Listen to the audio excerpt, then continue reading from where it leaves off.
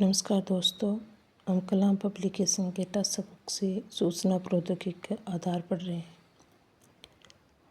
सूचना तकनीकी को सूचना व संचार तकनीकी के नाम से जाना जाता है। वर्तमान में प्रौद्योगिक समय में सूचना प्रौद्योगिकी आईटी व सूचना एवं संचार प्रौद्योगिकी आईसीटी का अक्सर एक दूसरे के स्थान पर उपयोग किया जाता है। सूचना और संप्रेषण तकनीकी 3 शब्दों से मिलकर बना हुआ है। सूचना इन्फॉर्मेशन, संचार कम्युनिकेशन और प्रौद्योगिकी टेक्नोलॉजी। ये तीनों सूचना और प्रौद्योगिकी और संप्रेषण तीनों के मिलने से सूचना प्रौद्योगिकी, संप्रेषण प्रौद्योगिकी और सूचना संप्रेषण प्रौद्योगिकी का निर्माण होता है। आईसीटी में सूचना प्रौद्योगिकी में रेडियो आता है, कंप्यूटर आता है, इंटरनेट आता है, मोबाइल आता है, टीवी आता है। संचार प्रौद्योगिकी उपग्रह आधारित और संचार प्रणाली आती है और स्थल आधारित संचार प्रणाली आ जाती है। सूचना तकनीकी में हम एक परिभाषा पढ़ रहे हैं प्रोफेसर SK दुबे की, जिसमें सूचना से विस्तृत ज्ञान प्राप्त करना। सूचना से विस्तृत ज्ञान प्राप्त करना जो मानव के कल्याण के लिए ज्ञान है, वो मानव के कल्याण के लिए हर विषय, हर व्यक्ति और हर स्थान पर उपलब्ध होता है।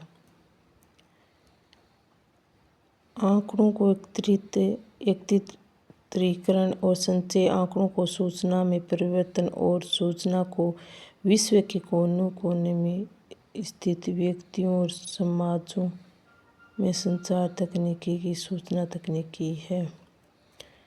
सूचना तकनीकी को पुस्तक, मुद्रण, रेडियो, टेलीफोन नेटवर्क, टेलीविज़न और समाचार पत्र, उपग्रह प्रसारण, कंप्यूटर और कंप्यूटर नेटवर्क जैसी सूचनाएं प्राप्त करने की पद्धति को विविध रूपों में शामिल किया जाता है। सूचना तकनीकी के अंतर्गत वीडियो डिस्क, वीडियो टेक्स्ट और radio, telephone, television, cellular, satellite phone, उपग्रह प्रसारण, संगणक आदि को भी शामिल किया जाता है।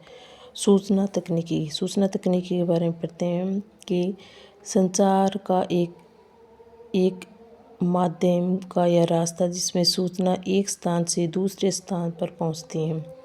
वक्ता मन बोलने वाला मात्र शब्दों के माध्यम से अपने संदेश प्रस्तुत नहीं करता, वरन उसके हाव भाव, आँखें, हाथ एवं शरीर की हलचल यानी शारीरिक भाषा भी संदेश को प्रस्तुति में सहायक होता है। इस तरह श्रोता या ग्रहणकर्ता के हाव भाव और मुद्राओं से संचार के प्रभाव को देखा जा सकता है।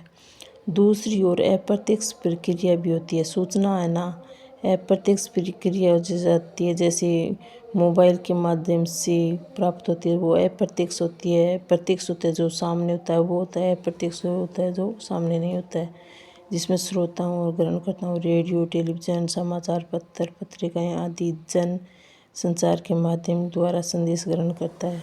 100%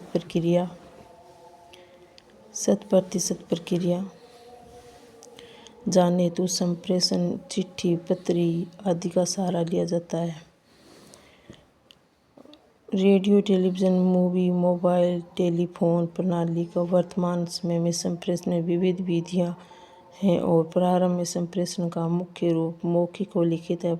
पुराने ज़माने में या तो मुख से ही संप्रेषण समाचार प्राप्त होता था या लिखित चिट्ठियों के माध्यम से। आधुनिक युग में सूचना और तकनीकी के विकास में संचार प्रक्रिया स्वरूप विस्तारित और अप्रत्यक्ष हो गया। वस्तुतः संचार का विस्तृत रूप दूर संचार है। जब संचार किन्हीं दो दूर स्थित स्थानों के मध्य में संवाद के माध्यम से बन जाता है तो दूर संचार कहलाता है। ओल्विन टाफर ने सूचना के ऐतिहासिक प्रगति क्रम को 3 तरंग में विभक्त किया है। प्रथम तरंग होता है मौखिक संचार होता है, द्वितीय तरंग मौखिक और लिखित संचार होता है, तृतीय तरंग डिजिटल संचार होता है। ओल्विन टॉफरल ने संचार के ऐतिहासिक प्रगति क्रम को 3 तरंगों में विभाजित किया है। प्रथम तरंग मौखिक होता है, द्वितीय तरंग मौखिक व लिखित होता है, तृतीय तरंग डिजिटल संचार होता है।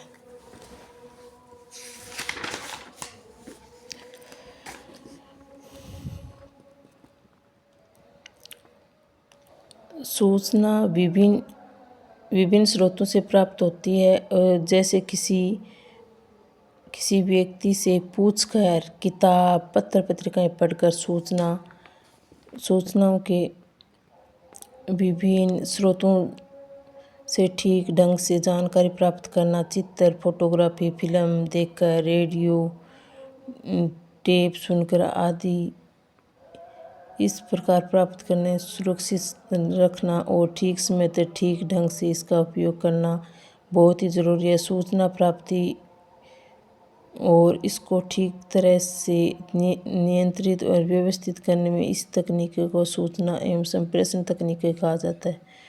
यूएनडीपी के अनुसार आईसीटी मुख्य रूप से सूचना प्रबंधन के उपकरण जिसमें विभिन्न वस्तुएं, अनुप्रयोग, सेवाएं शामिल हैं, जिनका उपयोग सूचनाओं के उत्पादन, भंडारण, प्रतिक्रिया, वितरण, आदान प्रदान में किया जाता है। सीडीईसी सूचना प्रौद्योगिकी विभाग, भारत सरकार के अनुसार आईसीटी से तात्पर्य है कि ऐसी तकनीकी है जिसका उपयोग इलेक्ट्रॉनिक माध्यम से सूचना प्रसारित करने के, भंडार करने और बनाने में, प्रदर्शित करने में, साझा करने में, विनिमय करने के लिए किया जाता है। अब सूचना प्रौद्योगिकी कार्य आते हैं। सूचनाओं का संग्रहण करना, सूचनाओं का संप्रेषण करना, सूचनाओं को प्रोसेसिंग करना। आईसीटी बताता है कि डिजिटल सूचना क्या होती है, उसका सर्जन करना होता है, फिर संग्रहण करना होता है, फिर पुनः प्राप्ति होता है, फिर उसमें फेरबदल भी कर सकते हैं, प्रेषण करता है, फिर प्राप्ति करते हैं। अमेरिका में 1950 में पहली बार सूचना संप्रेषण विज्ञान शब्द का प्रयोग हुआ था और सबसे पहले 1950 में सूचना और संप्रेषण विज्ञान शब्द का प्रयोग कहाँ हुआ? अमेरिका में हुआ, और जिसे बाद में सूचना संप्रेषण तकनीकी के नाम से जाना जाता है। सूचना भेजने में इलेक्ट्रॉनिक युक्तियों का उपयोग करना आईसीटी कहलाता है। इलेक्ट्रॉनिक युक्तियों का आजकल जो प्रयोग हो रहा है उसे आईसीटी कहा जाता है, अर्थात प्रभावशाली सूचना ही प्रक्रिया ही आईसीटी है। विभिन्न तकनीकी उपकरण और संसाधन जिसमें सूचनाओं का संप्रेषण, सर्जन, प्रसारण, संग्रहण तथा प्रबंधन किया जा सके सूचना संप्रेषण तकनीक कहलाती है। आईसीटी का उद्भव और विकास। हम आईसीटी के उद्भव और विकास के बारे में पढ़ेंगे। पुराने समय में जब यांत्रिक साधन नहीं थे, यानी कि आजकल डिजिटल ज़माना वो नहीं था, तब सूचनाओं को संप्रेषण एकत्रीकरण, संग्रहण, स्थानांतरण होता था। उसमें मौखिक रूप से सूचनाएं इकट्ठी की जाती थी और स्मृति में इन्हें संजोया भी, और पुराने ज़माने में लोग याद भी रखते थे और मौखिक रूप से इसका स्थानांतरण और उपयोग किया जाता था। और पुराने समय में दूर संचार के साधनों के अंतर्गत कबूतरों, घुड़सवारों, ढोल, बगुल बजाने में आदि का प्रयोग किया जाता था। लेखन कला और लेखनी स्याही का कागज़ का आविष्कार आईसीटी के क्षेत्र में पहली बार मील का पत्थर साबित हुआ। 1438 में जर्मनी के गुटेनबर्ग में छापेखाने मशीन, प्रिंटिंग मशीन का आविष्कार हुआ। 1438 में जर्मनी के गुटेनबर्ग में छापेखाना मशीन, प्रिंटिंग मशीन का उपयोग हुआ, जिसके कारण प्रिंट मीडिया और सूचना संप्रेषण तकनीक में अपूर्व योगदान दिया गया। इसके बाद आविष्कारों की एक श्रृंखला आईसीटी के विकास में महत्वपूर्ण योगदान है। इसमें 1837 में टेलीग्राफ का आविष्कार एसपीबी मोर्स अमेरिका में हुआ। 1843 में फैक्स का आविष्कार अलेक्जेंडर बेल ने किया, जो स्कॉटलैंड के थे। 1849 में फोटोग्राफी का आविष्कार एलजीएम डेगुरे ने किया, जो फ्रांस के थे, और WHF तालबेट इंग्लैंड के थे। 1876 ईस्वी में टेलीफोन का आविष्कार अलेक्जेंडर ग्राहम बेल ने, और स्कॉटलैंड के थे। 1895 रेडियो का आविष्कार जे मार्कोनी ने इटली का किया। 1900 ईस्वी में फोटोस्टेट तकनीकी का आविष्कार एबी रेनिग्राफी ने किया। 1925 में टेलीविज़न का आविष्कार GL बेयर्ड ने स्कॉटलैंड ने किया। और 1957 में प्रथम कृत्रिम उपग्रह का आविष्कार सोवियत संघ ने किया। इसमें ये थोड़े ठीक हैं, इनको बार बार देख लेना। 1837 में टेलीग्राफ का आविष्कार SBB मोर्स अमेरिका में हुआ। फैक्स जो जल्दी पहुंच जाता है वो उसका अलेक्जेंडर बेल ने किया। फोटोग्राफी का आविष्कार LGM डेगुरे ने किया। और टेलीफोन का अलेक्जेंडर ग्राहम बेल ने किया। और 1895 में रेडियो का आविष्कार मार्कोनी ने किया। फोटोस्टेट का तकनीकी का आविष्कार एबी रेने ने किया। 1925 में टेलीविज़न का आविष्कार बियर्ड ने किया। और 1957 में कृत्रिम उपग्रह को सोवियत संघ ने किया। सूचना प्रौद्योगिकी प्रमुख घटक जिसमें हार्डवेयर, सॉफ्टवेयर और यूजर नेटवर्क, डाटा और कम्युनिकेशन आते हैं। शिक्षा में ICT का उपयोग की विशेषता। शिक्षा में ICT के उपयोग की विशेषता विद्यार्थियों को में अभिप्रेरणा और निष्पत्ति बढ़ाती है और उसमें उच्च स्तरीय चिंतन को प्रोत्साहित की जाती है। ICT के उपयोग से बच्चों में अभिप्रेरणा बढ़ती है और उपलब्धि की प्राप्ति होती है और उच्च स्तरीय चिंतन का योगदान होता है। इसकी सहायता से बड़ी संख्या में शिक्षार्थियों को शिक्षा से जोड़ना संभव हो जाता है। ICT में अध्यापक की भूमिका सहजकर्ता के रूप में होती है। और ICT में अध्यापक की भूमिका एक सहजकर्ता के रूप में होती है। शिक्षक में ICT का उपयोग शिक्षक शारीरिक श्रम कम, इसमें ICT का उपयोग करने में शिक्षक को शारीरिक श्रम बहुत कम करनी पड़ती है। और ICT के आधुनिक शिक्षण का विभाग है, ये शिक्षण को प्रभावी बनाता है। ऑनलाइन सीखना, वेब आधारित सीखना, उपग्रह में एडुसेट के माध्यम से सीखना, रेडियो टेलीविज़न के माध्यम से सीखना आदि ICT के अंतर्गत आते हैं। सूचना तकनीकी का शिक्षा में सबसे पहले उपयोग ब्रिटेन में किया गया। कहाँ किया गया? सूचना तकनीक का सबसे पहले प्रयोग कहाँ? ब्रिटेन में किया गया। शिक्षा में सूचना तकनीकी की आवश्यकता। क्या शिक्षा में सूचना तकनीक की आवश्यकता क्यों पड़ी? एराड डी लासबेल ने संचार के माध्यम से प्रमुख कार्य सूचना संप्रेषण,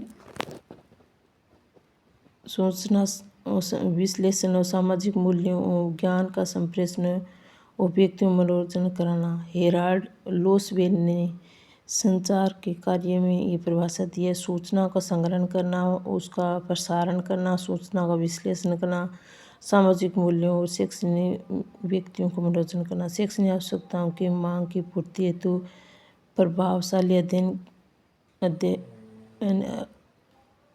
अध्यापन हेतु, विद्यार्थियों की प्रेरणा देने हेतु, विद्यार्थियों की आवश्यकता अनुसार विषय वस्तु प्रस्तुत करने और अध्यापन को अधिक सरल बनाने हेतु सूचना संप्रेषण तकनीक में शिक्षा का मुख्य लक्ष्य।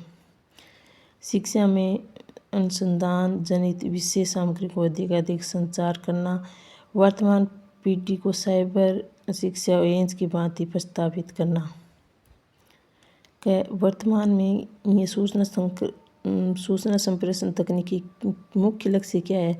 शिक्षा को अनुसंधान जनित विषय सामग्री में अधिक संचार करना, शिक्षा को उच्च स्तर तक लाना होता है पहला, और वर्तमान पीढ़ी में साइबर शिक्षा एजेंस की भांति प्रतिस्थापित करना। ICT की शक्तियाँ व्यक्तिगत शिक्षण है, ये इसमें सुलभता है, आसानी से कर सकते हैं। ICT तेज गति और व्यापक पहुँच है, समान गुणवत्ता है, आत्मनिर्देशित शिक्षा है। ICT की शक्तियों में व्यक्तिगत शिक्षण है, सुलभता है, तेज गति और व्यापक पहुँच है, समान गुणवत्ता है, आत्मनिर्देशित शिक्षा है। ICT कमजोरियाँ उच्च प्रारंभिक लागत है, असमान पहुँच है, स्वास्थ्य व अलगाव की समस्या, सीमित मूल्यांकन है। धन्यवाद दोस्तों।